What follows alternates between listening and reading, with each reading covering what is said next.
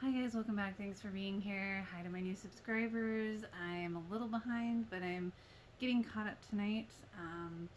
And I've been moving, as I said in my last video, and I did not have internet for like a week. Oh my god, crazy. And so I was not able to watch the One Tree Hill Day, which absolutely makes me sad, but such is life. I did just get done with another fabulous episode of the podcast with Paul Johansson, aka Dan Scott, and I have to say, he just seems like such a cool guy in real life. And I always hear that about how actors like to play roles that are so opposite of themselves in real life. And so I think it's always funny when there's people out there that can really not detach the character from the actor. I mean, so the fact that Paul Johansson actually got attacked by a woman hitting her with her purse, hitting him with her purse, it's like, wow, that's so crazy to me. But he handled it so classy, and he just seems like a really classy guy.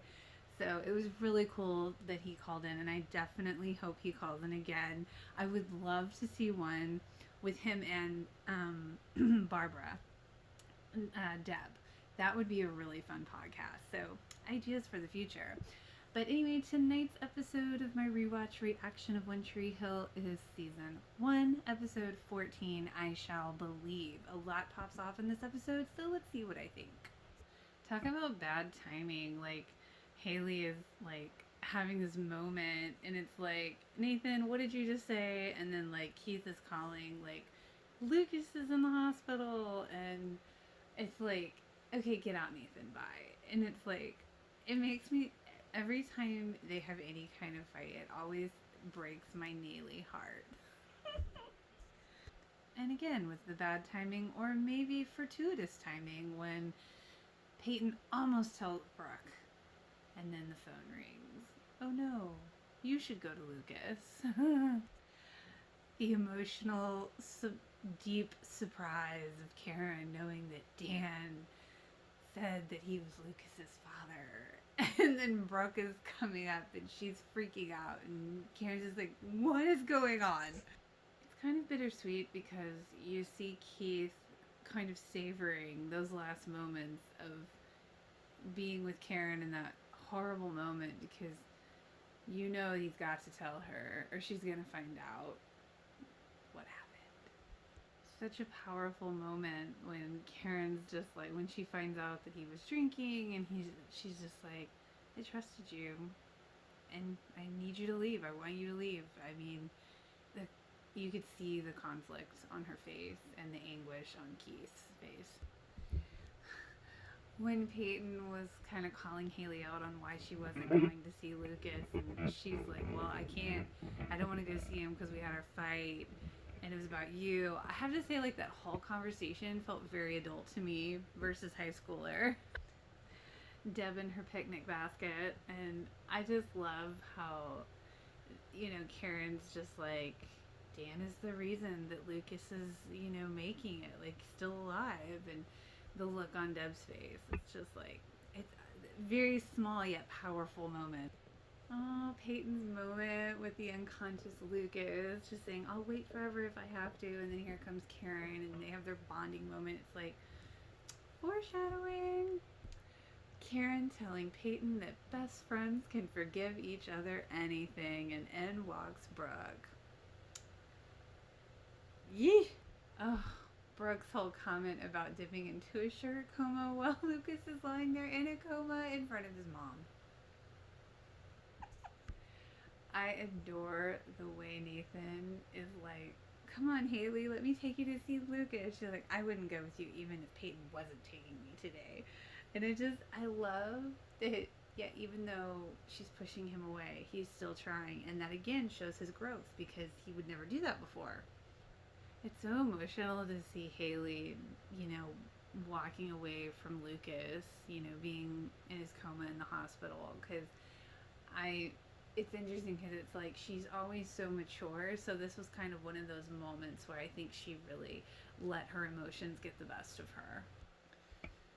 So sad seeing Keith, talk about how he just had to wait 6 weeks and everything would have been, he was so happy that him and Karen were going to finally pursue something. And this moment, I think, really is a foreshadowing of his tragic upcoming end.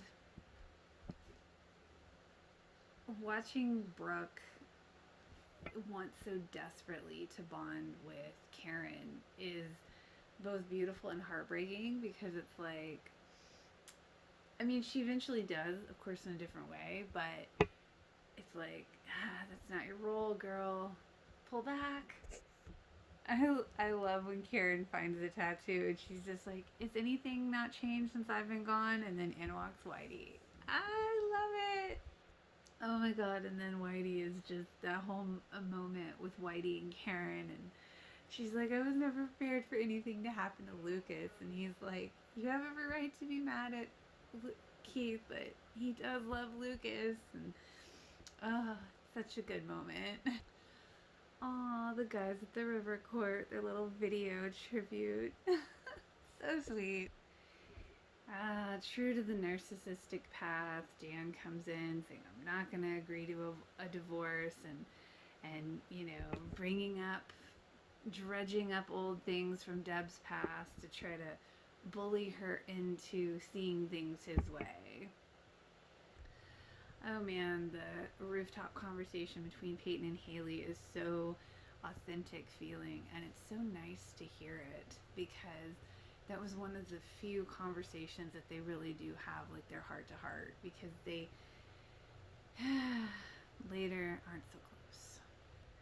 That back and forth, Peyton tries to stay away, and then Brooke's like, please go see Lucas. Oh man, I do feel for her. It's very different, because like I used to be annoyed with Peyton a lot too, but now I see it in a very different light, because it is very true. Like, she was in a really impossible position. So sad when Brooke's like, I could set myself on fire and my mom wouldn't notice, and you see that look from Karen, just like, oh, poor bunny. Peyton telling Nathan that Haley is the best thing that's ever happened to him. True, and foreshadowing. Truth. Keith paying the bill for Lucas is such a major thing, but at the same time, it's like, it's just something Keith would do.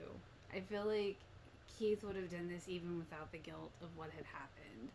So I think it's also like almost a I'm sorry in a way, but I feel like this is something Keith would have done regardless. How sweet is it when Brooke's just like, my stupid cushion goes off the charts when I'm stressed, and meeting you and like this is not how I wanted it to be, and I'm here for you. It's like, oh my god, that's so sweet. And again, that shows her growth, that foreshadowing of her growth and her character and who she is. I just love, it's so funny to me, like when, Deb tells Karen that, her and Dan are getting divorced, and she like walks out of the room, and Karen just says to herself, it was only 6 weeks that I was gone. Okay, I love how Deb's attorney introduces herself to Dan acting like a client. And then he's just like such an ass. He calls her sweetheart. Like, okay, that is some condescending bullshit.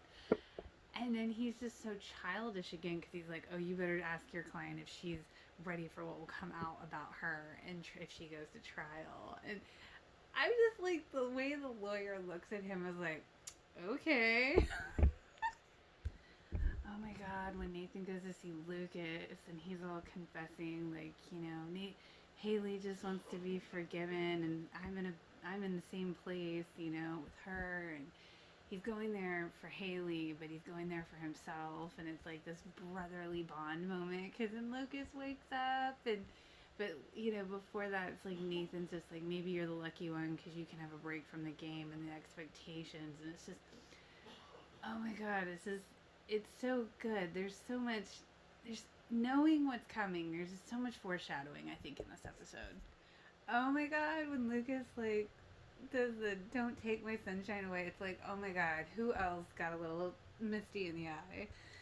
Oh, how sweet Nathan is when he goes to see Haley to tell her that Lucas is awake, and it's just another beautiful Naley moment, because he's like holding out his hand, like, come with me, like, so beautiful. Peyton, like, doing the heart with the flames for Lucas's number on the court and the basketball court, and then you see Karen walk into Dan's dealership, and he's like, "I had to do it," and she just hugs him and says thank you and walks away. It's like, oh, emotional. It's as if you see this look on Dan's face as if a little piece of his old self came back in that moment. Oh, and let's not forget, Keith playing with or holding the ring that he was obviously going to ask Karen to marry him with, and he's probably going to sell that. And I believe he ends up selling his business to pay for Lucas's medical bills. That's coming up though. I'm getting ahead of myself, but you just see that moment. Like, again, you feel his just despair in that moment. And of course, Haley going to see Lucas, and it's just when he says, "Hey, buddy," and it's just like, oh my god. Now, when Karen walks into the "We missed you" sign and the dying flowers that they're at her house, and she sits down and she's crying, I feel like that's a moment where she's like realizing kind of the same thing Keith realized, like, yeah, there's no future there now. In addition to, of course, almost losing Lucas, but that's kind of what I take away from that scene. Another emotional episode. That's it for me, guys. If you enjoyed, feel free to like and subscribe. I'll see you next week.